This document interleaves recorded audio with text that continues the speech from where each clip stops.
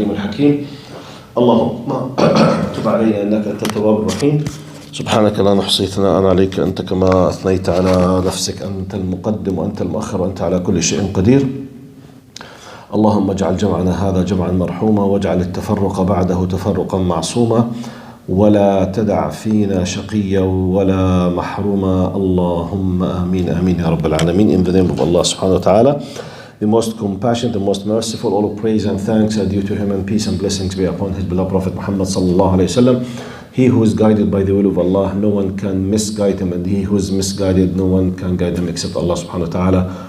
I bear witness that there is no God but Allah, and Muhammad is his messenger. Assalamu alaikum wa rahmatullahi wa barakatuh. Today I will finish the last example from the covenant of the Medina, or the constitution of the Medina, or the charter of Medina. It contains 51 articles. However, I highlighted I think 13 or 14. Today I will give number 15. It will be just an example. We will not go through all of them because by themselves they take maybe 10 lessons. But just the idea, Prophet Muhammad sallallahu alaihi wasallam, when he came to Medina, he did many things such as establishing the masjid with the message of the masjid. As we all know, and we keep reminding ourselves and our respected brothers and sisters. Now, we in the West might be able to realize what do we mean by the message of the masjid more than many Arabs in Arabic countries. Because the masjid here basically is what we know now like a community center. Then Prophet Muhammad ﷺ did something similar to that. And he did the mu'akha, the brotherhood, which was a unique phenomena in the human history. Wherever, whenever, to the best of our information, no nation on earth in their recorded history, to the best of our knowledge, ever, never, a group of people migrated from a city to a city, and the host city, those who do not know them except with their new faith, they shared with them their wealth.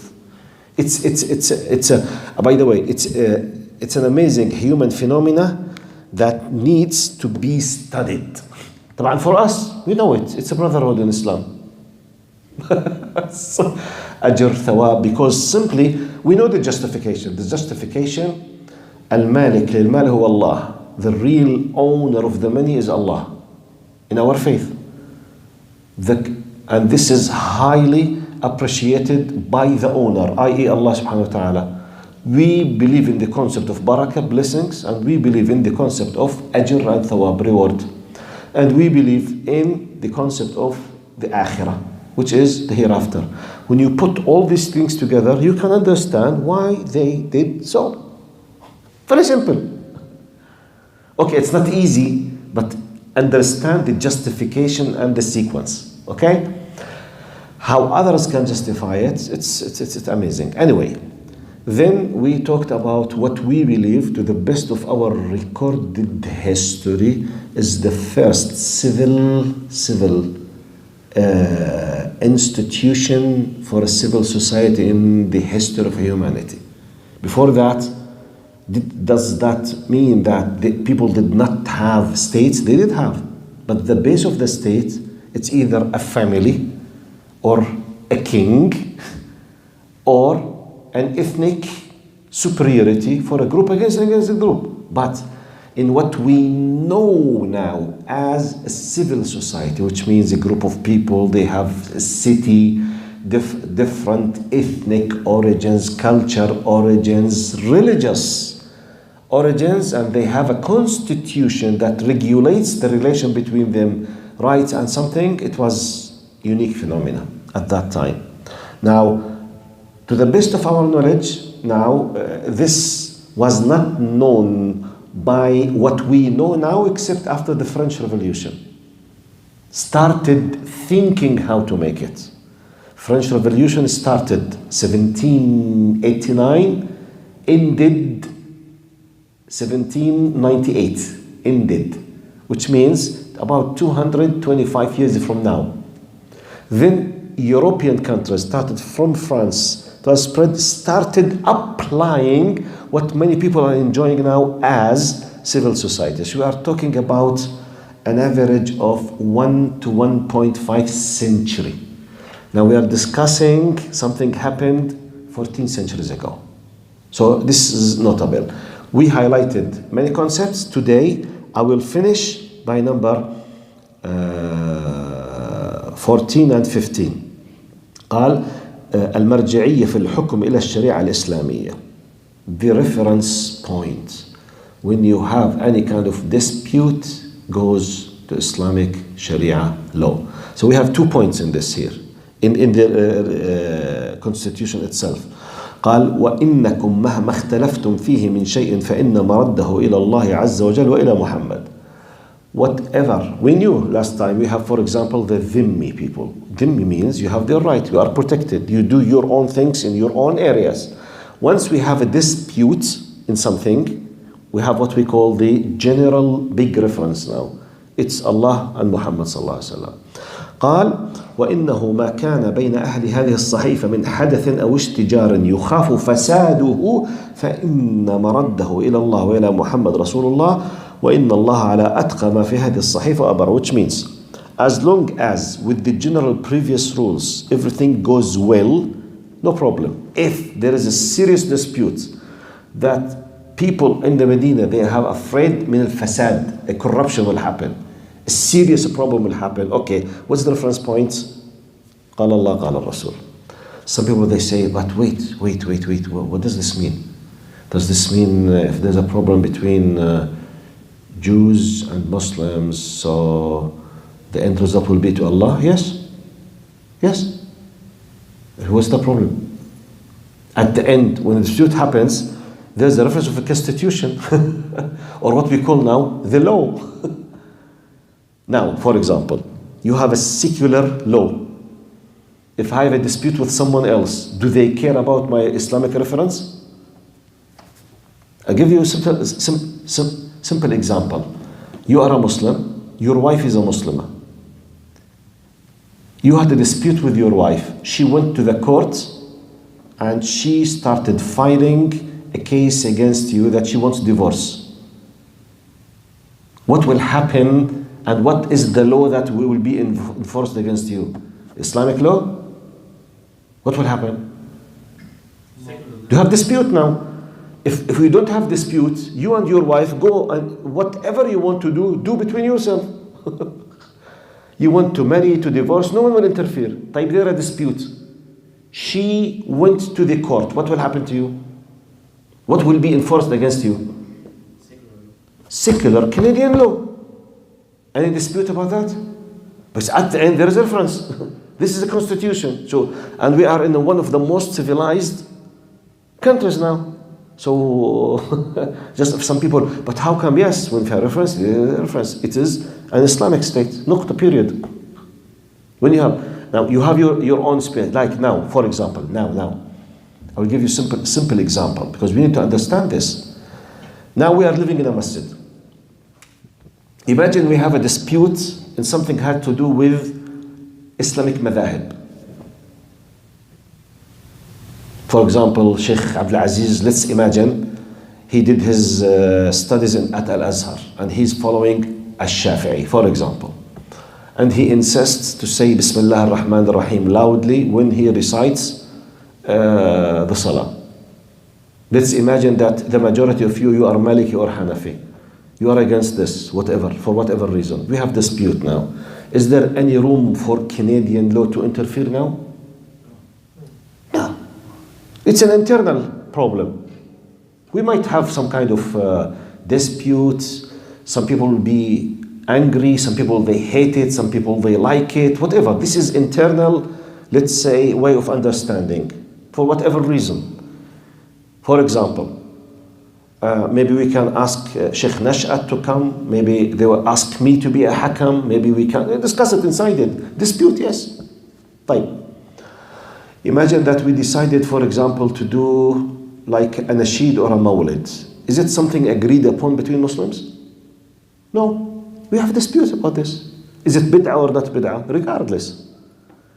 We have disputes. Is there any room for Canadian police to come because we have a nasheed here, for example? No, they will interfere. But, God forbid, if, God forbid, in theory, one of the members started fighting, founding members, he said, I believe that, God forbid, the money which is collected is not going exactly to the places why they were collected for. And they have a dispute, so one of them, he decided to go to the court. What will happen? What will happen? Islamic law? No. Khalas. They will ask everyone to go to the court, and what will be applied against them? It has nothing to do, but you know, the money, riba, or bank. No. There's a problem, there is no problem. You did mistake, yes, no, regardless, you like it, you hate it, you want it, you don't want it, you have no option. Do you have an option, by the way? You don't have an option. Khalas.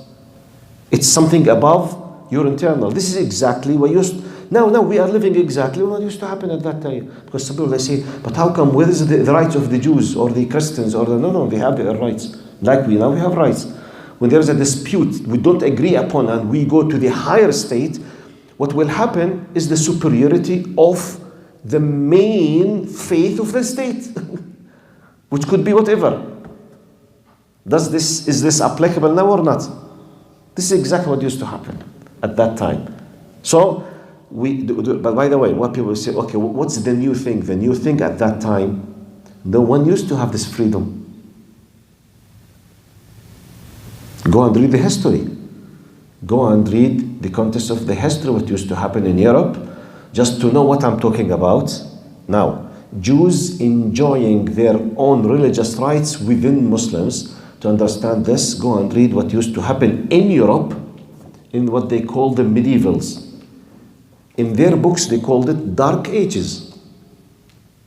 Just read about what happened between Protestant and Catholics, just to have an idea, which means if a majority of religious faith, they are controlling another group of another sub-faith from the faith itself, were they allowed to enjoy their freedom? Yes or no? No. Everyone knows about the persecution and the punishment that happened against the Protestant in Europe by the Catholics for hundreds of years. So it's not something new. So wherever you go, no one had the freedom of believing in something against the majority when they have the power. It does not happen. It did not happen. So this is the point. I mean, when we say about civil society, but at the end, if there is a dispute, you must go to higher authority. But what is the higher authority? At the end, you have to stop something. Secularism, communism, whatever. And by the way, now in Russia and in China, what is the ideology that is ruling? Communism. Communist party. Maybe they don't interfere in your business when you are inside your house. Once a dispute between any people goes outside, communism. That's it. I'm not discussing you agree or disagree with. I'm not discussing you like it or you hate it. This is not my point. But is this applied on 1 billion person or not now? Yes. Yes. So one of the, just to understand this concept, I need to share this story with you. This could give you, and because my biggest point is fixing possible misconceptions. Especially we are living as a minority with a majority. So these questions comes always. I remember myself, I was teaching, I'm a university associate professor, and I teach some courses in English and Arabic in my university back in Jordan. So one of the courses, which is elective course, and it's open for all students to register. It's called Islamic culture. So I remember myself, I think in 2003, 20 years exactly, I was giving this course. And inside the course, because it was in English, so I used to have a lot of non-Arabs and non-Muslims, especially those who come to my university to attend Arabic classes, cultural classes, some kind of exchange, academic, something diplomatic difference. So he used to come to this course. So I remember it happened with me more than one course. The majority of those who used to attend from non-Arabs and non-Muslims, they were Americans, American students from different, field of specialization. So I remember once a very hot discussion between, I think, about 10 American students. One of them, I remember him, he was very frank with me. I was discussing the same style that you know, talking about the definition of Islam, how we Muslims believe that we are such and such, we believe so. Then he raised up his hand, he said, hey doctor, please, why it's the case that you Muslims are always troublemakers? This is how he said it, literally. I said, what do you mean by troublemakers? I said, look, he himself was a Christian, as I remember. He said, we Christians, we live in different countries like you, but we don't have problems with our governments. This is his wording. While you can see, wherever you go, wherever Muslims are active, always they have troubles with their governments. You got my point? This is how which is true. Now he said, wherever you go, always clashes, Muslims with their rulers, Muslims with their government, Muslims with their regimes, always boom, boom, boom. Said, excuse me, but it seems there's something in your religion. Then subhanallah, sometimes I did not blame him because this is how he came. I said, okay, if you want really to understand, I said, are you ready to have a intellectual debate? He said, yes. Okay, I said, now, I think there is a big mistake in your departure point in understanding. He said, why? I said, you are putting me in a very difficult situation when you compare my religion with your religion.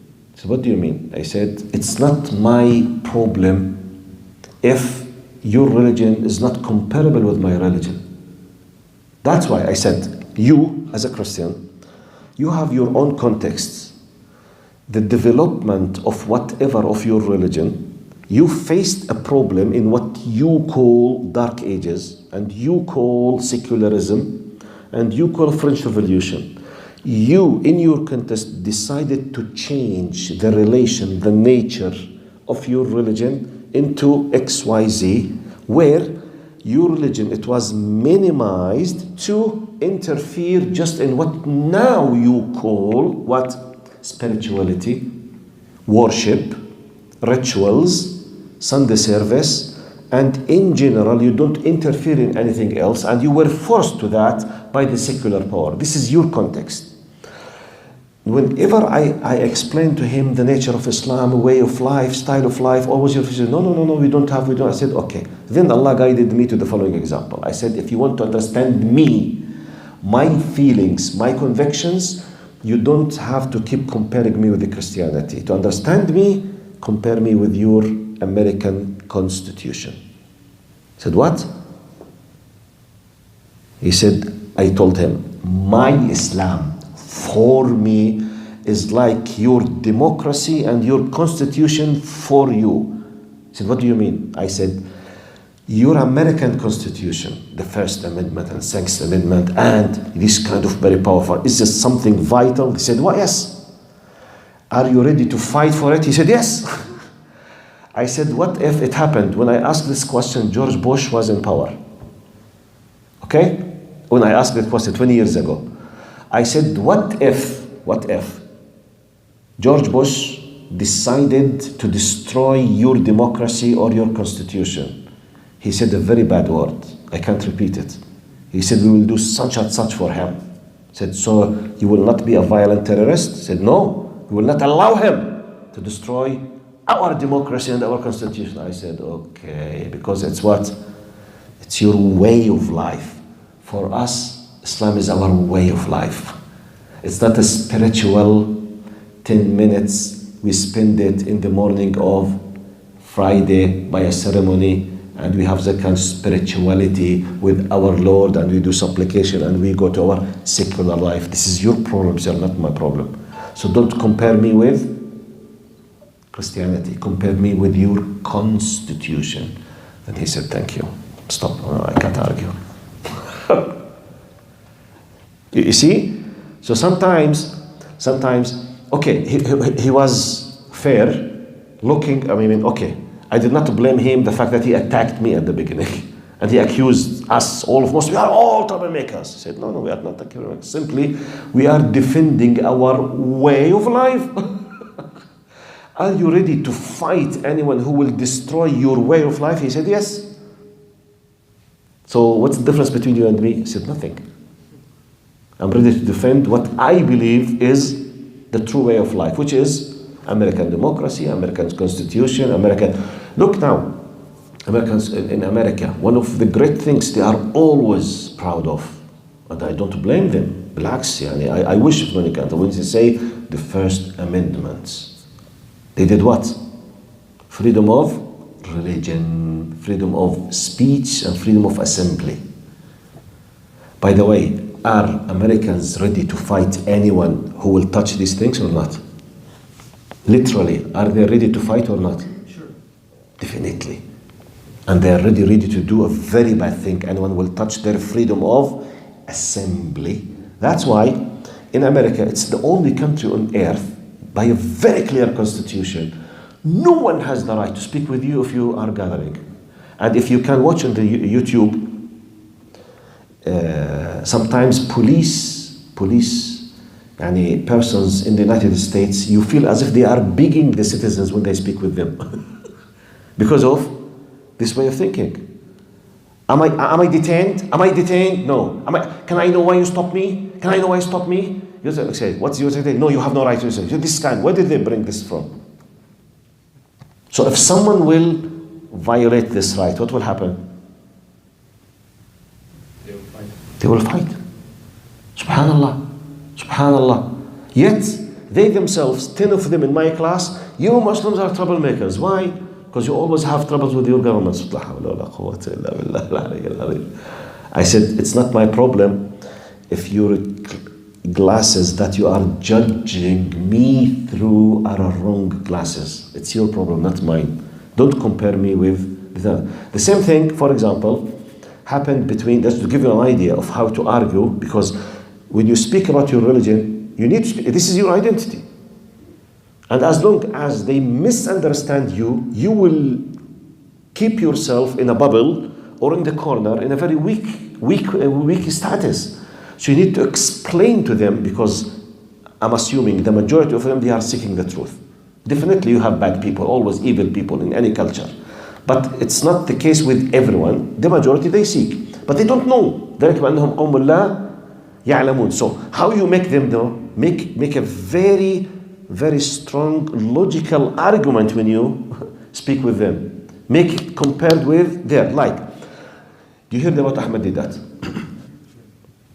Ahmed Didat, once he was quoting an incident happened between Dr. Abdullah Nasif and John Paul II. This happened either 80s or 70s, I forget, because the tape that I listened to, it was in 90s. He was quoting something either 80s or 70s, I don't remember. John Paul II, I remember I was a young man when he was in the Catholic Church, the Pope of the Catholic Church. Anyway, he was quoting an incident, I'm assuming happened in the early 80s, it was about 40 years ago. Abdullah Nasif is the head of Rabitat al-Alam al-Islami, the Muslim Countries League. He was invited by John Paul II into the Vatican for what they call it now as interfaith dialogue. So he accepted the invitation. I'm quoting now Ahmed Didat. Ahmed Didat is quoting Abdullah Nasif directly about what happened between him and the Pope of the Vatican, John Paul II, okay? He said to Ahmed Didat, he said, I was invited, so I accepted this invitation. Why not? We Muslims, we are open to anyone. We are very happy to speak with anyone. So he accepted the invitation. He took a flight directly to Italy and went to the Vatican. He said, they welcomed me in a room and I kept there waiting for half an hour. I'm quoting literally now. He said, for a reason that I don't know why, they kept me waiting alone for 30 minutes and no one came to the room, even though he was invited by the head of the Vatican. And by the way, the Vatican is a state. In the political terminology, it is a state. It has its own territory. Okay. He said, then someone came, a secretary, and he invited me to another room, and I stayed there for another 30 minutes alone. No one knew why this happened. But I'm just quoting now. Okay. He said, after the second time, I was asked to move to a third room. When I went to there, Pope John Paul II, I believe, he came, and without even apologizing for why they kept me full hour waiting, or without saying you are welcome, or without greeting with any type of greetings, the first question he started saying, believe it or not, I'm quoting now, he immediately said, why you do not allow us to build churches in Saudi Arabia? Because Abdullah Nasif is from Saudi Arabia, and the League of Muslim countries, it's in Jeddah. So basically he was addressing him as what? As a Saudi Muslim. Yes, immediately he said, why you don't allow us to build churches in Saudi Arabia? Now, try to picture this possibility. Imagine it, you are in his place, bearing in your mind that we Muslims all are enjoying having masajid in the West. Now, the question, what will come to your mind? Okay, are Muslims allowed to have their mosques or masajid in North America? Yes or no? Yes. Right. Muslims, are they allowed to have their masajid in most countries of Europe? Yes or no? Yeah. Yes. وتخليك معه شوي. جايك حبة حبة. صبرا لا يسر.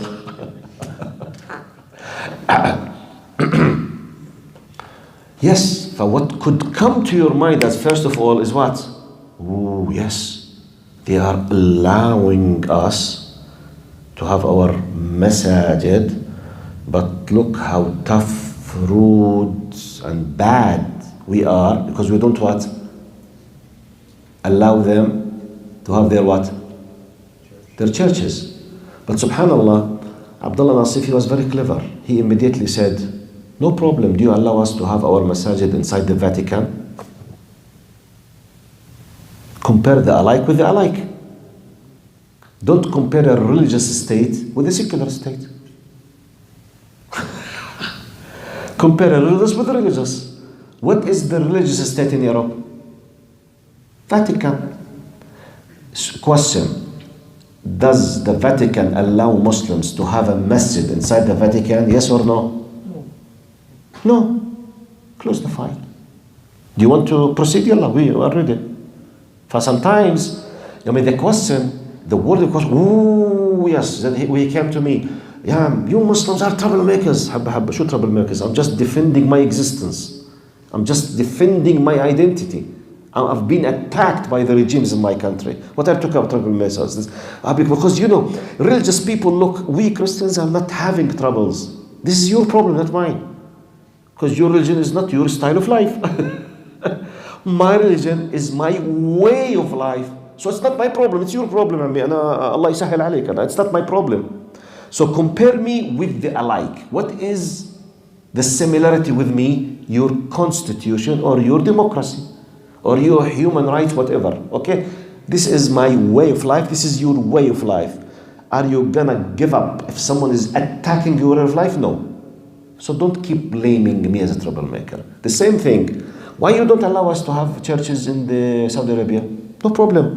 Do you allow us to have masajid in Vatican? No. Close the file. But we are allowing you. Okay, compare it with secular Arab countries.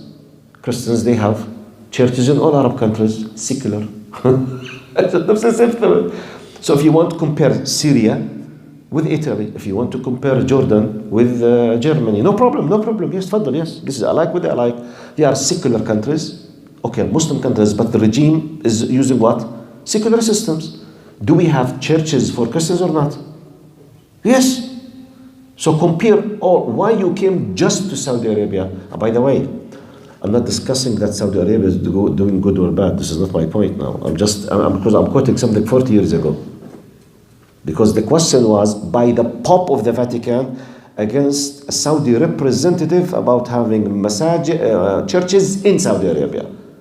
So the argument, if someone has no way of thinking, he might be yes, I'm sorry, yes, Muslims, no, Habib, no. This with this, yes, no, خلاص. Close the file or let's proceed, yalla. When you allow me to have a masjid, please be the role model. I will discuss with Saudi people to have your church. Don't worry, abshir. Got my point?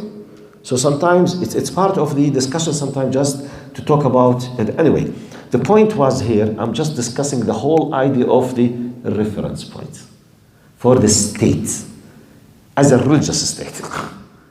Because when someone say, okay, but at the end it's religious, okay, still now we have religion, we have the Vatican now. They have their own system. They don't allow to do something else. And we respect their privacy, so respect ours. Period. That's it. This is the whole story. Because some people, under what could be called secularism, liberalism, they think that this is the ultimate example. No, it's a way of life. Let them enjoy, and I have my own way of life. Respect me if you believe in diversity. True or false? Okay? And by the way, this is something should be very clear when you speak with when you educate your kids. Anyway, type. I will move today. خلاص. By this point, I have finished 15 points out of 51 points from the Madinah Charter. Examples, just examples. You can go and read them by your own. Now we will move to a new points. Some of the things that Prophet Muhammad ﷺ, we are still at the very beginning of the Medina era. We are the first phase after the existence in Al-Madinah Al-Munawwara and the immigration. We spoke about Ukhuwa, Mu'akha, Brotherhood, Masjid, Medina Charter. Now, some of the writers, they highlighted the beautiful points about what happened at Al-Madinah, just to broaden our understanding. Now, there is a riwayah, it was narrated by Imam Muslim about Siyam Ashura, which is fasting the day of Ashura.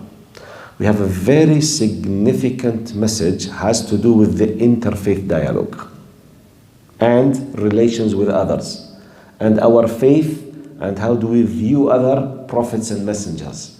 What is the relation? You need to understand this.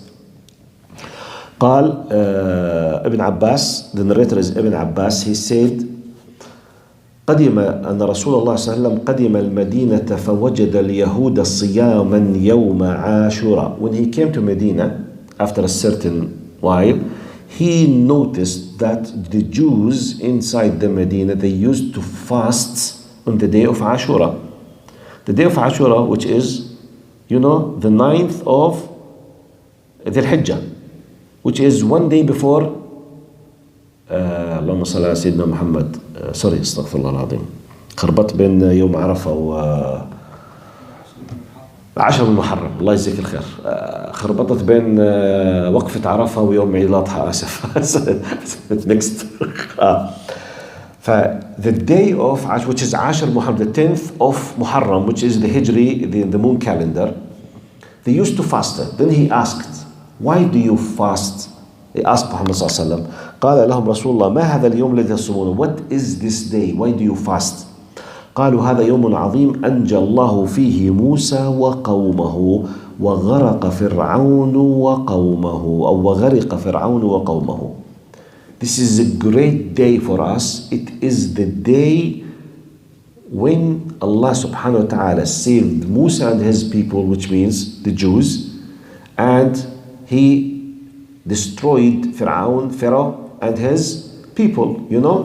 When the sea, it was split into two big, قال فكان كل فرق كالطود العظيم, like the giant mountain of water, and then Allah subhanahu wa ta'ala destroyed them. تفضلوا أهلا وسهلا حياكم الله. قال هذا يوم عظيم أنجى الله فيه موسى وقومه وغرق فرعون وقومه فصامه موسى شكرا فنحن نصومه. So therefore, as an attitude of gratitude to Allah subhanahu wa ta'ala, being thankful to Allah, Musa alayhi salam used to fast this day. And then the Jews started to fast this day as a, saying thanks to Allah subhanahu wa ta'ala that it was a great day for us. Allah saved us from Fir'aun and his people. فقال رسول الله صلى الله عليه وسلم فنحن أحق وأولى بموسى منكم فصامه رسول الله صلى الله عليه وسلم وأمر بصيامه. Look now, he said, Prophet Muhammad صلى الله عليه وسلم immediately he said نحن أحق بموسى. He said we are closer, near, we are more in charge to be thankful because of this for Musa alayhi salam. He started or commanded to fast. But, okay, good. From one angle, you can take this. Why we Muslims started to fast the day of Ashura? Simply because Prophet Muhammad ﷺ commanded. This simple answer. But why Prophet Muhammad ﷺ commanded? He commanded to do an act of thankful to Allah subhanahu wa ta'ala. Why? He discovered that Prophet Muhammad, Jews at Madinah, they used to do it as a sign of gratitude and thankfulness to Allah because it's the day when Musa alayhi salam, then he said, we are closer to him and we should do this. So here I will point a very important point in the context of our relation with others. But before I say this, let me give you another narration. It was narrated as well by Imam Muslim as well. It has to do with Musa alayhi salam. So I will combine the two narrations, the two incidents, two different incidents. Then I will highlight something has to do with we Muslims, how do we view other prophets and messengers, and what is our relation in the faith, especially because they always speak about the Abrahamic religions and interfaith religions. The other narration, it's a sound one. Prophet Muhammad, the narrator Abu Hurairah, he says, قال استب رجلان رجل من اليهود ورجل من المسلمين. Two citizens of Al-Madinah, one is a Muslim, one is a Jew, they had a quarrel, a fight, and they said, they swear at each other. They said very bad words against themselves. So they attacked each other with swearing words. Both of them. They were very angry. A Jew and a Muslim. فقال المسلم والذي اصطفى محمدا صلى الله عليه وسلم على العالمين. While they were fighting verbally, the Muslim, he used, he swore by Allah subhanahu wa ta'ala using a special phrase by saying, by the one who decided to choose Muhammad as the chosen prophet. What did the Jew said? قال اليهودي والذي اصطفى موسى عليه السلام على العالمين. So they are swearing by Allah, but one of them is the using by the one, like when we say وَرَبِّ Muhammad, وَرَبِّ Ibrahim, by the Lord of Muhammad, by the Lord of Ibrahim. So the Muslims say by the Lord who made Muhammad the chosen. Then the Jew said by the Lord who made Musa the chosen. So this is how it developed, this kind of verbal fight. قال فرفع المسلم يده عند ذلك فلطم وجه اليهودي. The Muslim became very angry and he, gave a very strong slap to the face of the Jew. Now فذهب اليهودي إلى رسول الله فأخبره. So the Jew went to Prophet Muhammad صلى الله عليه وسلم and he complained against, because they were just talking, but they were very angry. You say, by the Lord of Musa, by the Lord of Muhammad, by the Lord, you give him like this. So the Jew went to the judge, sallallahu alaihi wasallam. By the way, if this Jewish does not know that there is full protection for him, do you think he will go to Muhammad sallallahu alaihi wasallam?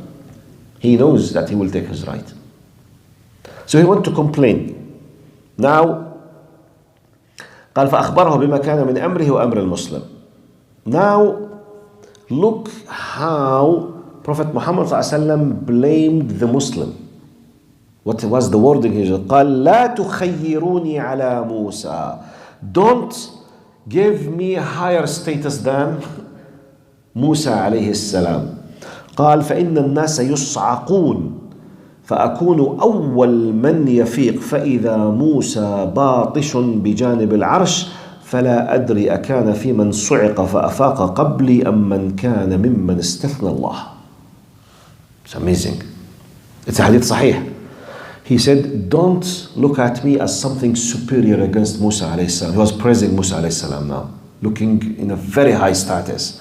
He said, one of the things you need to know about Musa alayhi salam, that when the end of time, you know, we believe in the end of time, everyone will be, the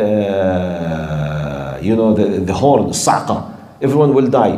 Then Allah subhanahu wa ta'ala will resurrect every human being. Prophet Muhammad sallallahu alaihi wasallam said, I am the first one who will be able to wake up in the day of judgment after everyone is dead. I will be the first. He said, when I open my eyes, I will see Musa alayhi salam next to part of the arsh, the throne of Allah subhanahu wa ta'ala. And I am not sure whether he was given the permission to be awake before me, or he did not aslan die the full death and he was given this kind of high status before everyone dies again in a very like a prestigious way. So as if he was referring to something. Don't keep comparing between me and Musa, and don't use any word of looking down with a possibility to Musa alayhi salam. So we did not know what was the final verdict, was he punished or not, at least in this hadith. But the idea, he was blaming the Muslim, لا تخيروني على Musa alayhi salam.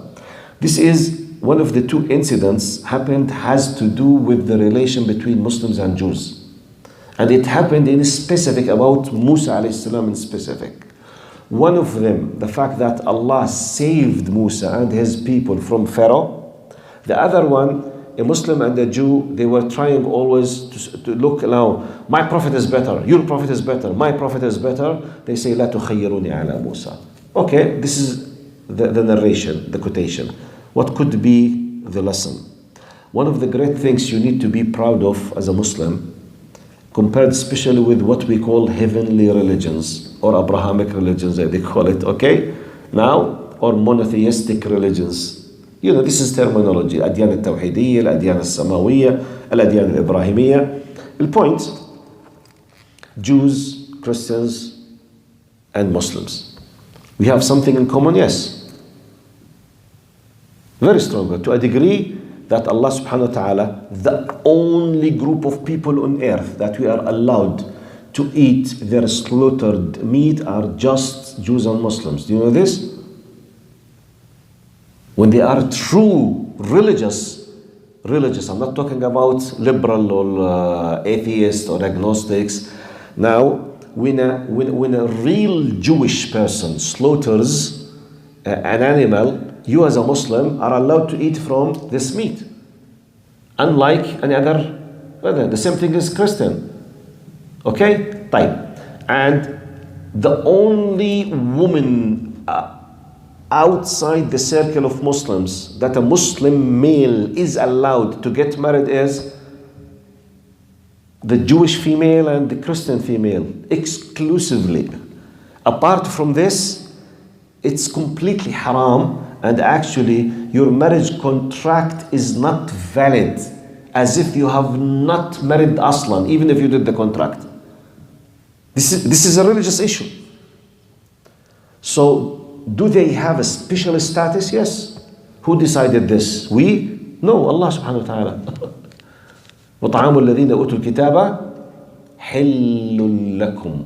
Especially the slaughtered meat. Now, what does this mean? This means you need to be proud when someone asks you about yourself, what do you believe, how do you view others, because you know, mainstream media in different areas on earth, they always try to damage the image of Muslims, as if they are, what?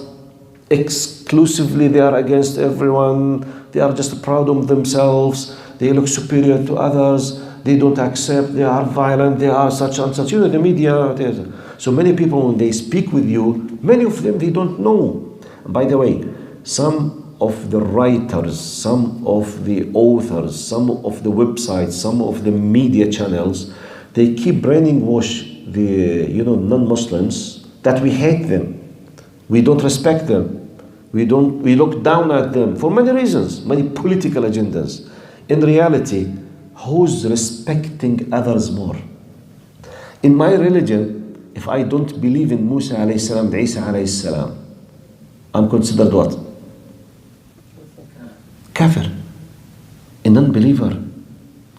Yani can you imagine that when you present yourself to this non-Muslim who's coming to attack you and say, look, in my religion, if I don't believe in Isa alayhi salam and in Musa, I'm a non-believer. It's not just believe, and respect as well.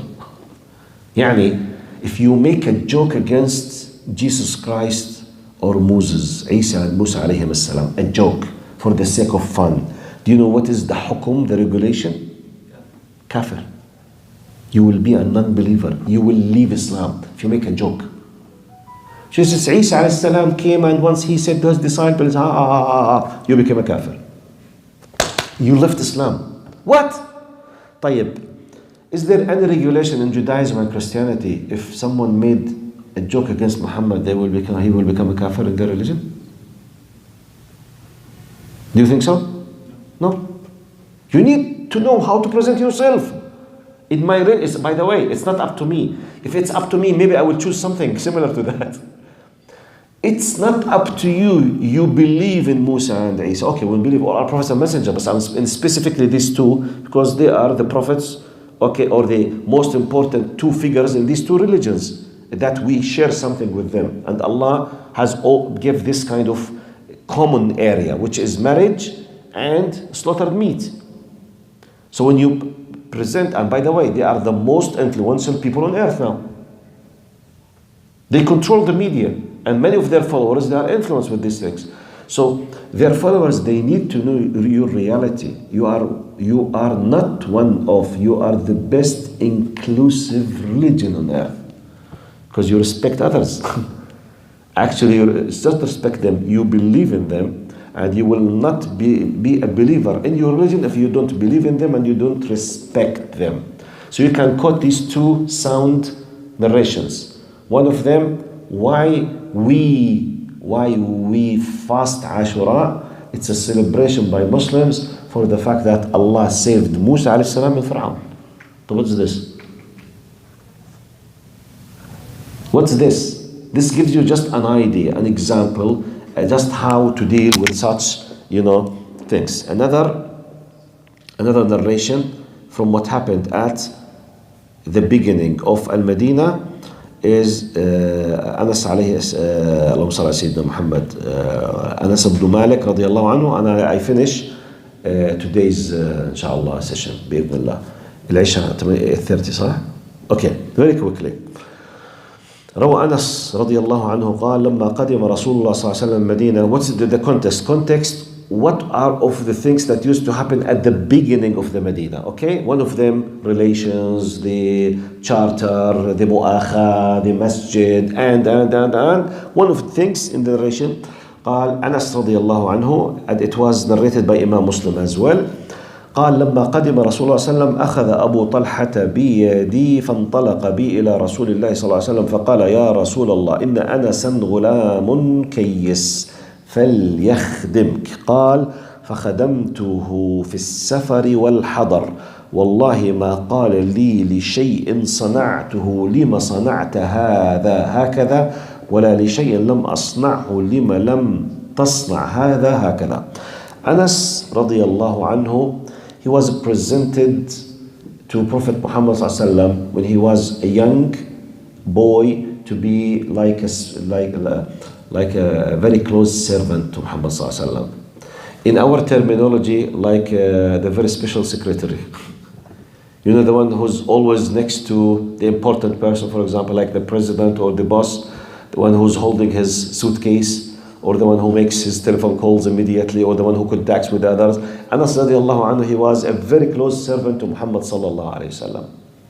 So one of the great things he said about Muhammad sallallahu alayhi wasallam, since he came and he accepted him to help him in his, his private special things. قال خدمت رسول الله صلى الله عليه وسلم 10 سنين.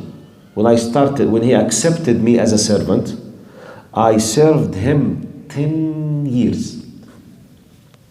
Can you imagine in 10 years how many things happened? How many hundreds and thousands of things he commanded him, do this, don't do this, ask such and such to say, do something, go and bring, go and call, tell someone, don't do, spread, tell, what did you, tens of commandments, okay? He is the servant of the head of the state. So tens of things has to do with politics, with the private, with aqeedah, many things. He said, لم يقل لي لشيء فعلته لما فعلته هكذا ولا لشيء لم أفعله لما تفعله. Which means, in our simple, humble terminology, he was not keep chasing and nagging against me. Why you did not do it in this way? Why you did this in this way and this way? He was, in our educational terminology, Prophet Muhammad ﷺ was so nice, so kind, and so tolerant and so flexible in dealing with the very close people to him, with eyes subjugated to him, under his direct authority. He was not making their life difficult. This is a very big message, by the way, for parents, for educators, for teachers, for presidents, for CEOs, for leaders, which means this is a very close private relation with his own private secretary, attached to him most of the time.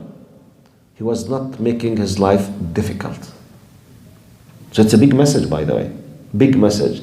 One of the great things, and khalas, I finished the session from my memory. It's not in the dars. Anas, one of the greatest incidents happened with Anas from my point of view. Once Anas, he's about 10, 12, just a nice, the small kid, he wants to play. He says, بعثني رسول الله صلى الله عليه وسلم يوما لحاجة في الوقت الذي كان يقيل فيه. You know the قيلولة?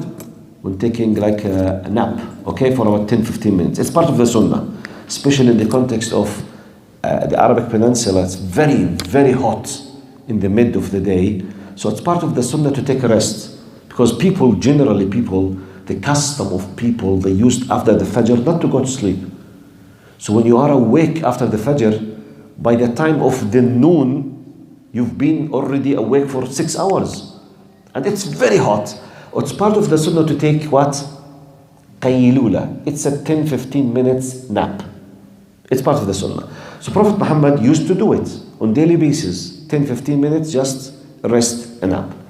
Anas says, at a certain point, Prophet Muhammad sent me to do something exactly in the time that he was about to take his nap. So he said, قال فخرجت فإذ بالصبية يلعبون. He himself is a small kid. He said, I went outside, so I found, those are similar in my age. They were playing in the street. So for him, فقال بيقول أنس قال يعني معنى الحديث قال قدرت في نفسي أن الرسول صلى الله عليه وسلم is a nap. Now he's sleeping, so it will not make big difference if I play 10 minutes okay, it's because he's sleeping now. No one will feel it, and I can continue, and once I finish, hardly he will be awake. This is the estimation of Anas. قال فأخذت ألعب مع الصبية. I started playing with them, assuming that Muhammad صلى الله عليه وسلم is what? Doing what now? In his nap. 20 minutes. I play 10 minutes, I go and finish whatever. Once I came back, so he will not feel what happened because simply he was sleeping. This is what he was assuming, or thinking, or expecting, Anas. قال فبين ألعب مع الصبية قال فرفعت رأسي فإذ برسول الله صلى الله عليه وسلم واقف بيننا.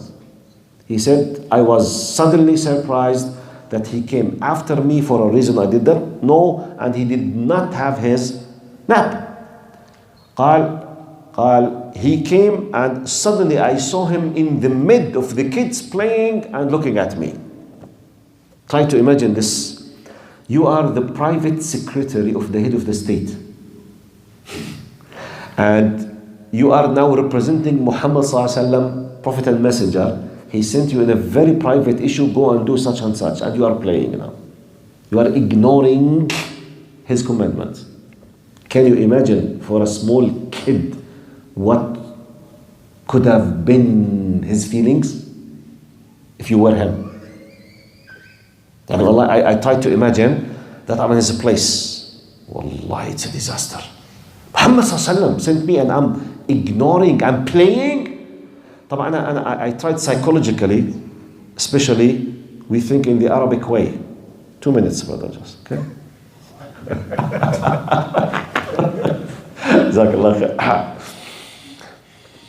What I was saying? Perspective. I was trying to put myself in his place. Wallah, it's horrible. Because I was thinking in the Arabic way. You know, in the Arabic way, يعني you will be attacked, such and such. أنا بعتك, أنت كذا, something. Look what Anas said. He said, قال فما زاد رسول الله على أن سلم على الصبية ثم نظر إلي وابتسم. He said he did nothing more than he just greeted all the kids by saying Assalamu alaikum first of all, spread the peace. Then he looked at me and gave me a smile. That's it. Not even a word of, you did such and such, I asked you to do so and so. Nothing at all, he just smiled. خلاص, Anas, he got it. يعني خلاص, you fallen short, you are breaking the covenant, you did, but he did not, what? Destroy his personality. He did not attack him because he made a big mistake, but he did nothing. Simply just, he made a salam and he smiled in his face. By the way, do you know if we as parents, we deal with our kids in this way, wallahi, it will change a lot of things in terms of the bonds and the relations between fathers and their kids. Wallahu alam. Jazakumullah khair. Now we welcome Brother Salman to come to read you. Jazakallah khair. Assalamu alaikum wa rahmatullah.